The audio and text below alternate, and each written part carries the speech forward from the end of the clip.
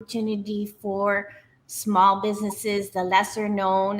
Having worked in marketing for years, I know that it's always the companies with the big budgets and the resources that can do it. And as soon as we began, we had small businesses or restaurants in Italy that didn't have even a website or didn't know anything about social media, and here they found a voice. So this is literally a bridge of communication, uh, accessible to everyone because of the beauty of the digital world. Lisa, I have to admit, I feel I was so excited to have you that for the first time in 4 years that I'm doing this live show, I screwed up. Now we are live, but at the very, very beginning, We we were weren't not. live. Okay, I know. so I we know can that. reverse. I You, know. you are too much of a big show for us. I can't explain it. It's such an exciting night for me. I just, whatever. Okay, so let's catch up. You Well, I just love told that us. fabulous beginning. Roll that at the end. That was Oh yeah, oh exciting. yeah. So you just told us what is special about Italy, and why you are connecting yourself and your magazine with the small reality. Tell us. Mhm. I'm gonna try to speed up. Okay, so what's your name? Okay, so to go backwards, my name is Lisa Morales, and I am the editor of an online and digital publication called Live in Italy magazine. So we are based in Florida, but we have writers in Italy, UK, Sweden, Mexico, so all over. So we have voices everywhere, but most importantly, voices like Julia, people who are Italian living in Italy. Because to me, you can't present a travel magazine about another country as a foreigner unless you have those authentic voices. That Yes, is that's obvious. true. To me, it's obvious in the sense, when I decided to go to Japan, I went for 2 years because I Hmm. figure I could not see anything in few weeks, right? So before we mentioned that you are one step removed from our objective, in the sense you kind of, not kind of, you know what Americans who like about Italy. You like, Yes. what it feels to come to Italy and have an experience. So why don't you tell us a little more about that? What is that an American wants to experience when they come to Italy? Well, like I said, is that knowing our audience, again, this is a different kind of platform. The idea is, I think, especially during the pandemic, people started to rethink travel. They don't want to just pay money and go to the same places all the time. I mean, we're talking about Italy, but that's anywhere in the world. They were lacking not a holiday, but that cultural connection. So the idea is, now that people have gone to the major cities in Italy, they want to travel to other places. And the idea is to be able to encourage that, not only to explore, but also to become uncomfortable. Because our true experience becomes when we are feeling like a foreigner, and that we're able to go into those places. And then also keep in mind one important factor, which I think has to change in travel and tourism, is that we make a big effort, a conscious effort to support the local economy. So instead of, and that's where you're becoming uncomfortable, because you might walk into your local, what you say, bar, but we would say a coffee shop, that maybe has a familiar Americanized name because it's familiar, because we know we're going to be greeted in English, or whatever our natural language is.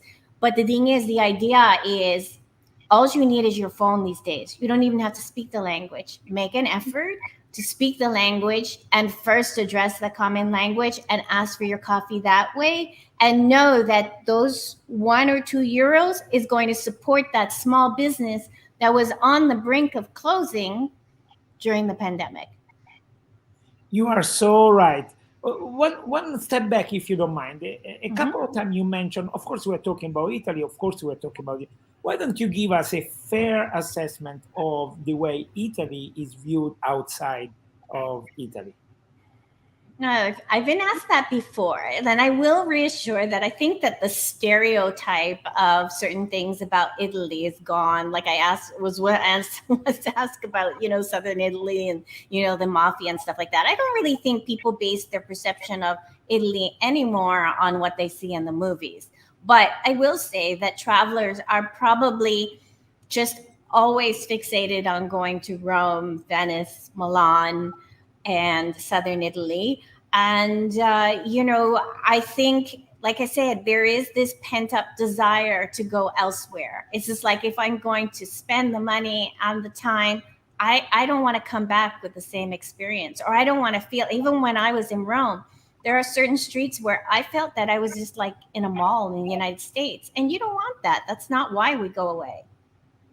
Well, I couldn't agree more in the sense I have been living in America for 30 years, and I do notice a little bit of a difference of perception as well as reality in Italy.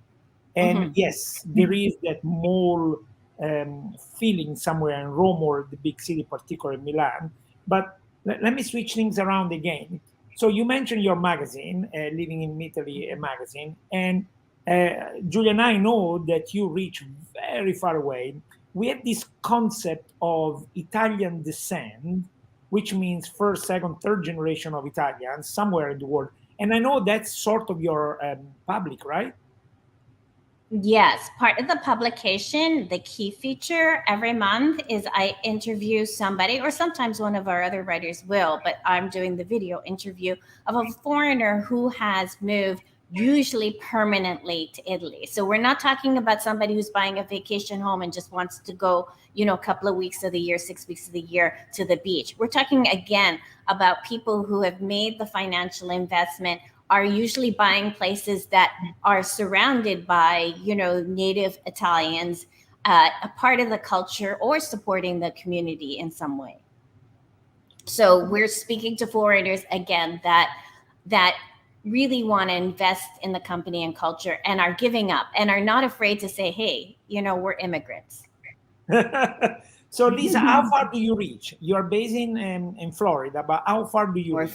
Okay, so our primary audience is the United States, so American, but we're also reaching, funnily enough, our second largest audience is from Italy, which I've been told is probably because Italians want to make sure as foreigners that we're doing it right. But there also could be a lot of, it's the truth, right? And the other is, and I do get questions from Italians, like I had one example where, I said the article was best beaches, and they told me off because I was naming, it's just like, no, the best beaches from personal opinion. We know which are the best beaches in Italy, but also foreigners in Italy. And then we have Canada, Australia, the UK. The UK is big, and then New Zealand. And I also have a large following from Argentina, and I've noticed lately that Portugal and Spain have really picked up as well. So that's why the website is available to read in Spanish as well. Congratulations, Julia. Thank you you. Really got in touch with a big shot. Huh? This is cool. Yeah. So we're welcoming on average 14,000 unique visitors.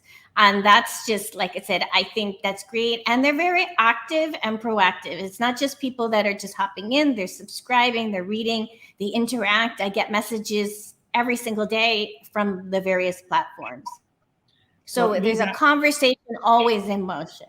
I know you cannot answer, but I'm going to ask anyway. So what is your favorite spot in the world? Sport. Spot. Oh, spot. Huh. You mean Italy? Well, I can't pick one in Italy yet because I haven't been to enough places. I'm waiting to get there. So Julia can show me Tuscia and the whole country. Yes, of course. Right, Julia? I don't know. I can't pick a favorite. I can't wait to have you here, Lisa. The opposite. Lisa, tell us your favorite spot in America, in the US. Oh, I don't know. I really like Florida. How can you complain about Florida? I mean, but I love the big cities. I mean, if I need to get away, it's a larger city. I love Chicago. Chicago's a beautiful city. Everybody talks about New York, but you don't want to go to Chicago in the winter. Yes, too cold, too windy. Yeah. Okay, Lisa, you have to forgive me, but I have to ask you another uncomfortable question. Okay. What is your perfect day in Italy? Oh, a day at the food market or a museum. You see, because you see, when I travel, there are two criterias when I rent a place. It's got to be by a market, a real market, like for produce, meat, wherever. And then it's also have to usually within walking distance of some cultural attraction, like art. Because like I love art and I've written about it too. So that's number one. But food's up there too. So it's really important for me. I don't want to go into I want to see what the local produce is. I don't want to go into a supermarket. I see enough of that at home. I want to be able to try and cook while I'm there. So that wasn't an uncomfortable question. I could talk about that for ages. Yes, I don't know why. And if there's a wine shop near there, even better. So yeah. Well, in that case, let me tell you what I would have answered, and then maybe you will get why it's uncomfortable to an extent. I certainly like to start my day with a lovely espresso served on a table outside the square. And the coffee has to have a little touch of milk, the so-called macchiato, and it has to be on the glass because I want to see the cream of the coffee, right? And the day goes down from here. I'm very, very picky about everything. And I know this is too much. I shouldn't complain. I can just drink coffee in America, right? It's perfectly fine. Starbucks and so forth is fine. But when it gets to Italy, everything has to be just perfect. And I know I'm annoying, but the cappuccino, I understand it. Yeah. the croissant has to be with cream, with pastisserie cream, but it has to be pastisserie cream. And it cannot be something that they just take it in at the moment, right? You have to have the right harmony with the rest, right? And so forth and so forth. So I feared that you were going to tell us the perfect day and you were going to say, and so far I didn't get it. That's why I'm comfortable. Okay. Okay, so now I'm going to give you two choices. You have to be very honest without even me telling, okay? Which one do you choose, pizza or pasta? Oof, that's hard. Oh, that's a difficult one. I have to make a choice. You think about it. I'm going to ask the same question to Giulia. Giulia, pizza or pasta? Pasta. Why? I love pasta and simple pasta, not so, not so many ingredients, and also pizza, of course. And I had pizza just 1 hour ago, so I love both. Yeah. Okay, Lisa, before you answer, for lunch, I like pasta. For dinner, definitely pizza. I will not enjoy pasta at night. I feel I'm eating too much carbs, even though, of course, I'm eating pizza. But yes. And as you know, having lived in the United States, we tend to do the opposite. Most people have moved away from the heavy lunch, the pranzo. We don't do that. So, Lisa, there is a place, and not far away from where I live, they make the ricotta cheese, spinach ricotta cheese ravioli. I call in, and when I show up, it's ready, just steaming. And it's a big plate with Parmesan cheese on top and tomato sauce. And it costs me $7. I go home, I eat one by one, taking my time, and then I am in peace with the world. So, Lisa, now it's your time to answer. Pizza or pasta? I'm going to go with pizza. And here's the reason why. Yeah. When I get to Italy, I want to kind of conquer those pizza crust wars, because I know the Romans will say one thing, and the people in Naples, the Napolitanos, right, will say another, and who has the best pizza and the perfect crust. Because I think that is something in the United States that we're not always authentically getting here, and you know that.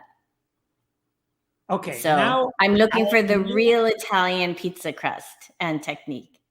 Okay, now I have a new tough one for you, okay? Okay. Italian gelato or Italian cafe? Coffee. What time of the day is it? Because I can't wake up without coffee.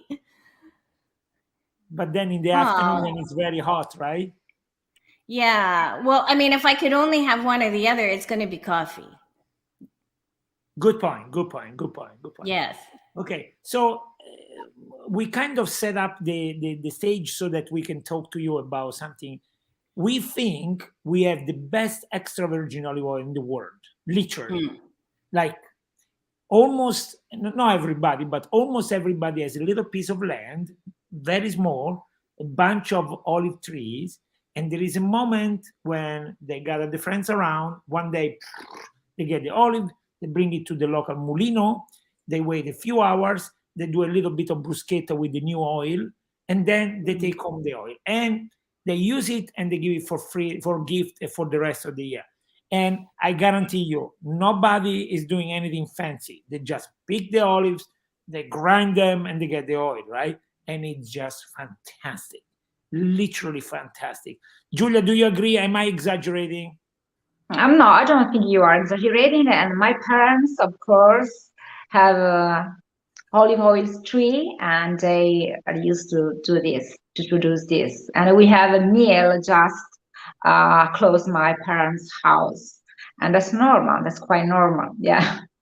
And I can tell you, Lisa, that we are used to use olive oil everywhere. It's very common to use this kind of ingredients in any kind of pasta, meat, Dish. main course, second course, everything. And I think it is also healthy. Of course, yes. Yeah. So, Lisa, this is what I propose. The next time you consider coming to Italy, you come sometimes around October. Giulia will organize for you a picking olive day. You're that sounds like fun. Your life. And then whoever is the mama in the area or the grandma at lunchtime is going to bring out a bunch of pasta. Everybody's going to eat. And then in the evening, you're going to have a little bruschetta with olive oil, the most virgin olive oil in the world. It's so dense, you cannot even see through. It's ridiculous. It's fantastic. It's literally fantastic. So, Giulia, you promise? Yes, I promise, of course. Yeah. It sounds like fun and delicious. Yes, but Lisa, joking. I don't want you to come here and work, of course. So maybe... I do it though. We're talking about authentic travel. I need, Oh, yes, you're right. It makes you appreciate your food more if you know how much work goes into it. And yes, you're right. Yes, that's true. Maybe I skipped a little step. In the evening, you have to go to the mill to get the new oil, right? And that's where you do the bruschetto. There will be a little corner with a bunch of charcoal or some piece of wood or whatever, where you can just darken a little bit the bread. Then you put under the new oil. Fantastic. Unbelievable. Sounds amazing. Okay, so now we need your expertise. You have to tell us something. We don't really know how to market our place. Should we push for like few days here and then go maybe to other places like Rome or Florence or so? Or should we push for a week in Tuscia? What do you think? Well, I mean, I think if the concept is to get people to Tuscia, I mean, you can easily say it's a short distance from Rome because everybody can get to Rome. They just need to know that it doesn't take long and the kind of experience they're going to have in your area. You are very, very correct. I don't know if you notice a little bit of insecurity on my side, because I know it's a great place. And yet I have to mention Rome. I have to mention Florence, because these are giants, right? Everywhere in the world know of Toscana, Rome, and Ferrari. Everybody, right? But Tuscia, nobody knows. So I get a little insecure. I don't know why. Lisa, do you mind if I show you the video we created in Italian, where a bunch of mayors, very young and good-looking, talk about the Tuscia? Is that okay with you? Sure, of course. There is a place called St. Peter's Land, hidden between Rome and Tuscany. A place where you can find amazing landscape, beautiful natural hot springs, amazing castles, lakes, and marvelous gardens called Giardini all'Italiana. In the last 3,000 years, many people loved and fought for this land. The Romans, the Etruscans, the Longobards, and other people tried to establish here their home. but the popes have been the real rulers forever.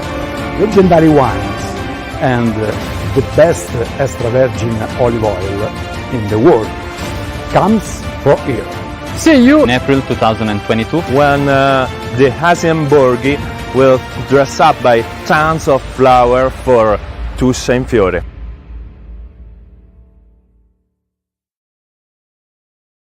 This Love is why it. we're in I love have with you. goosebumps. I love that the young people are so into it. You know, these mayors, Yes. one of them is 28, you know, he's already, you know, completely involved in the life of his comune, its county. And this is very, very, very unique. Let me read a couple of comments. The best olive oil in the world, of course. And Florence, Rome, and Tuscia, it's wonderful. Simonetta Bonifazi is mentioning us next to Rome and Florence. I'm fine with it. Excellent. So I wanted to show you some very, very unique spot, but for some reason I'm having some problem. Let's see if I can do it. Maybe not. No, it looks like tonight I cannot do it.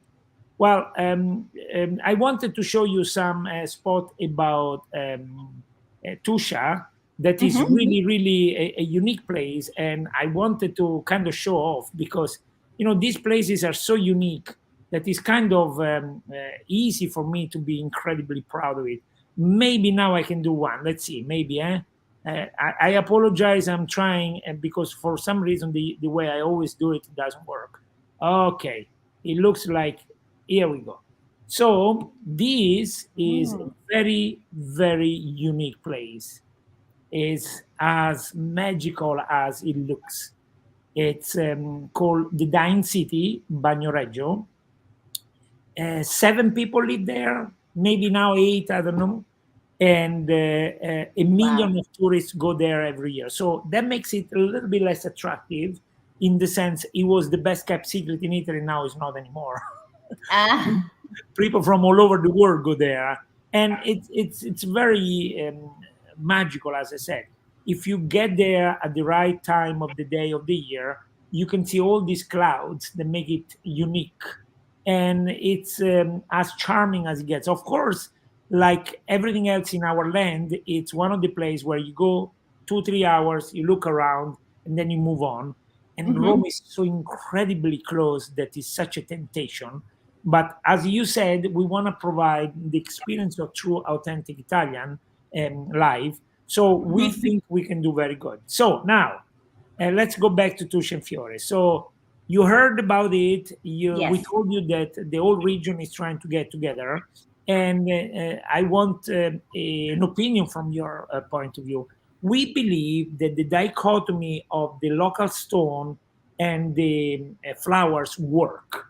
Do you agree? If I agree? Yes. Or yes, I mean it's a gray stone, and then that's a perfect backdrop as opposed to white or a darker color. Let's say I would say to show off, beautiful floral spring, right? That is completely correct. Let's see if I can succeed. I want to show you another something. It's this is I don't know if it is fair to say because it's old days, some years ago. So our festival comes from the so-called San Pellegrino Fiore, which is just a little part of the place, which is Viterbo has a square that is called San Pellegrino Square, and here it is. This is what happened when you put the flowers. Can you see, Elisa? Yes, it's beautiful. It's amazing. And let me just tell you a little piece of history. That balcony is where the son of the Pope was Papa Borgia, and the son called Cesare Borgia used to stand at the balcony and ask for more taxes. And Italians were not happy about it, and Viterbo people were not happy. So that particular balcony has been there for 8 centuries, and roughly 6 centuries ago, this thing that I just told you was happening. Every time I tell this story, I'm always super mystified because precisely the way it was 7, 8, 9 century ago. Can you believe it? Of course, and that's the amazing things about these preserved historical sites, that they're still standing and they are the way they are. And imagine thinking like 600 years ago. Oh, sorry, That's my quite all right. AirPod fell out. That's quite all right. So, Julia, we are getting close to the end. I want to ask one question to Lisa, but if you do have a question for her, please don't hesitate. Lisa, the question for you is for a friend of mine. He's a mayor in the area. Every time he meets me, he asks me, Giulio, the past generation left us all this beauty. What are we leaving to the next generation? I'm asking you the same question. What are we doing? What do you think? Well, again, I think that comes down to conscious living and conscious tourism, because it's twofold. I mean, as tourists going into a country, we have to make a conscious effort to just do what you do if you went to an art museum. You are respectful. You know, you don't bring, you don't, you know, throw trash, just simple things like that. And like I said, you also visit, because the thing is, if you pay, let's say, even a small fee to get into some of these things, know that you're doing that to support the structure, support the preservation of it. But it also works on the other side too, for the natives of the country, is also too, is just like we've seen like in Venice with the cruise ships, like you know, those area governments have to put their foot down. They have to say, yes, we want money, and yes, this helps the local economy, but we're not going to do things that are going to ruin in 2 years what's been there for centuries. So it works both ways. And it's the natives that will teach the tourists the habits that need to be done. If a tourist is taught, I'm going to go on a cruise ship and I can do whatever I want and just, you know, walk on the land and, you know, just be careless, that's what they're going to do. But if there's regulation that says, you know, you have to respect the land, there's a limit to do what you do, then that's what you have to do. And Lisa, I hope you're going to help us with this, because this is going to be quite a task. Hey, like the English speaking expression, which is probably not an Italian expression, that Rome wasn't built in a day. And of course, yes, we use Tuscia wasn't built in a day or anywhere else, right? So we've got a great team. I'm grateful to have Julia a part of that. We have some wonderful writers right there in Italy. It's just been a marvelous experience, and I'm very thankful for it. We are very happy you exist. Julia, do you want to ask a question to Lisa before we let go? Yes, actually, I would like to say what I said about we were now online, so unfortunately, I couldn't share how happy I am because I'm collaborating with Lisa Morales, and I admire Lisa Morales so much now. I have this opportunity to share this feeling I have with all the other people are watching us in this moment. And so we are collaborating together, and we have so many things in common. We love our lands, and we love also Italy and United States, and we want to create a bridge between these two countries. And that's what we are doing together. And really, I want to share this. Lisa is doing such a great job to make really the rest of the world know Tuscia. That Tuscia exists, because you know Tuscia is not so famous like Tuscany, like maybe other region of Italy, or particularly if you say Rome. Of course, everybody knows Rome, but nobody knows Tuscia. Now something is changing, and of course Lisa is doing such a great job, and many people are reading articles about Tuscia, and not just in the United States, but in all the other countries that Living Italy magazine is published. So I'm very happy about that. Yes, that's something that I want to share, and I'm very proud to collaborate and to write for Living Italy magazine. Well, let me tell you, both of you guys must be fantastic and beautiful, because even though people don't speak English, they keep commenting on you guys. And it's nice. They don't look, Nobody speaks in English. Giulio, tutto chiaro. But they love what they are Excellent. looking at, what they are experiencing. So thank you very much. And really, really, Lisa, thank you for opening a window on Tuscia. This is incredibly nice of you. Now Germano is saying cool. So that so Yeah. Can I share just one last thing? Yes, Lisa is studying Italian. Yes, this Sì, is sto so imparando italiano. Yes. Parlo un pochino. brava Very Lisa, good. brava. Yes, very good. Lisa, don't tell, if you meet my mama, don't tell her that, because every time she meets you in the future, she's going to say, so did you learn? Did you learn? Did you learn? Because she wants to talk to you, right? Yeah. So say, I'm That's studying, okay. that's There's it. only one way to learn is to dive in. So Oh, yeah. I'll learn the hard way. Oh, yeah. Grazie. Definitely.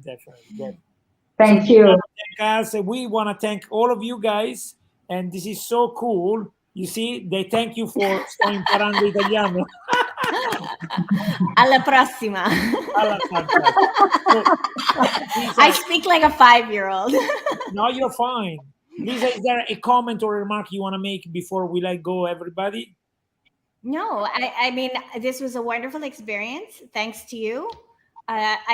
Whatever Julia says about me, I feel the same likewise. I always say that I'm looking at the comment. That's hilarious. I always say that Julia, you write better than most people I know who write in English that are English speaking. She has a beautiful way to express about her country. So I'm the one that's privileged and fortunate to have this project, and for the Italians who have entrusted that with me. So thank you. Thank you so very much. Grazie di cuore. You speak English, you speak Italian too well. You already passed the level. Okay. With 3 So sentences. Lisa, thank you so very much. Julia, thank you. You and I are going to see each other next Wednesday again. And Yes. definitely, Lisa, tell everybody Tuscia is here, and we want to show our beautiful... No longer a secret. No longer a secret. Very good. So I'm going to let you go with an Italian video, 15 seconds. Okay. I'm sure you can get, because it's very little Italian, and then I'm going to use the jingle and say goodbye. So best of luck to your magazine, and of course, anytime you come, remember you have to think olive oil. Olive oil it is, then. I'm looking forward to it. Bye Giulia, bye Lisa. Dalle esplosioni vulcaniche primordiali, acque magiche e borghi arroccati. Aprile 2022, dal peperino ai fiori. Tuscia in fiore. La primavera arriva presto in Tuscia. Dalla Tuscia 3 minuti con... Regista, com'è andata oggi? Bene, benissimo, come sempre. Ci vediamo alla prossima, Giulio. Dalla Tuscia